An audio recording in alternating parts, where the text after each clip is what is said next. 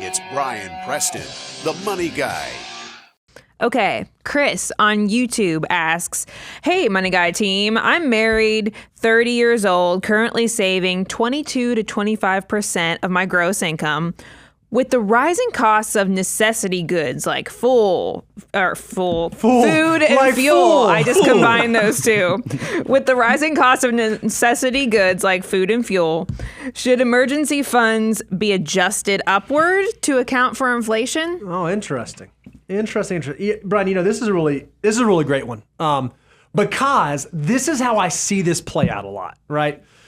Somebody will start and they'll start their first job and they'll start saving for their emergency fund, and they will hit their 3-month number and they're like, boom, got it, 3 months, and they start running through the foo. And they start running through the foo and they start doing their accumulating and saving and saving and saving and saving and saving. And then their income changes, and they get married and have a 2-income household, and they have kids, and all these circumstances change, and they never think, oh man, that $5,000 emergency fund that used to cover 3 months of expenses for me, it might not still be the same emergency fund that works for 10 year in the future me, and they forget to go revisit it.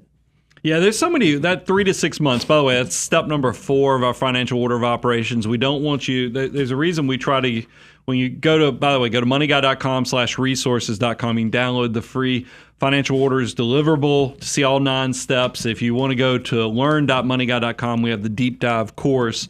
But it is one of those things where step 1 is obviously making sure you have enough cash to cover your insurance deductibles. That's the stuff that can derail your financial life for the unexpected things, whether health, cars, houses, there's other things. So that's why it's built in. But then the next thing was employer match. We love that free money that our employers give because it really turbocharges the compounding effect. Step 3, the credit card debt and the high interest, easy to say high interest debt. That stuff is turning compounding interest against you. But that step 4, which is the cash reserves, which is exactly what Chris is talking about here, you do need to pay attention to your changing life, like Bo said, is because it will change. When people are trying to figure out, am I a 3-month person, am I a 6-month person? There's lots of variables that go into that. The first thing, are you a single income household or are you a dual income? If you're dual income, that's going to take less pressure off of each person, so you probably could push the needle closer to 3 months. If you're one of those people that's in a specialized career, I love accountants. I love yes, you do. Yes, you do. I tell all young people, go into the wonderful world of finance and maybe even consider the world of accounting. And the reason is because I think accountants, it doesn't matter what's going on geopolitically, financially. Accountants can find jobs, so they can put their number definitely at that's putting an indicator towards the 3 months. But you might be a very specialized, work on a piece of equipment that they quit making 5 years ago, but you're paid handsomely for it.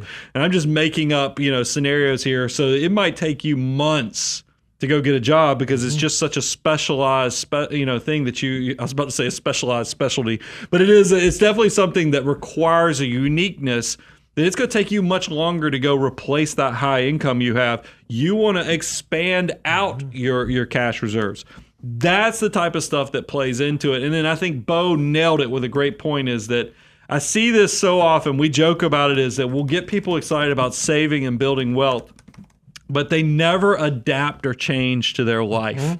We have somebody who gets excited because they fully fund their Roth IRA when they were 24 years old, and that was at the time 15% of their total assets. But as they've been promoted and their income goes up and they have that automatic account builder on the Roth IRA, and they're like, yeah, I'm saving for the future. But you actually do the math on it, you're like, you're not saving the 25% we're recommending. You're still stuck at that. What used to be 15%, which still not even 25, is now only 4% of your income you didn't adapt. Well, the same thing can happen on your cash reserves as well.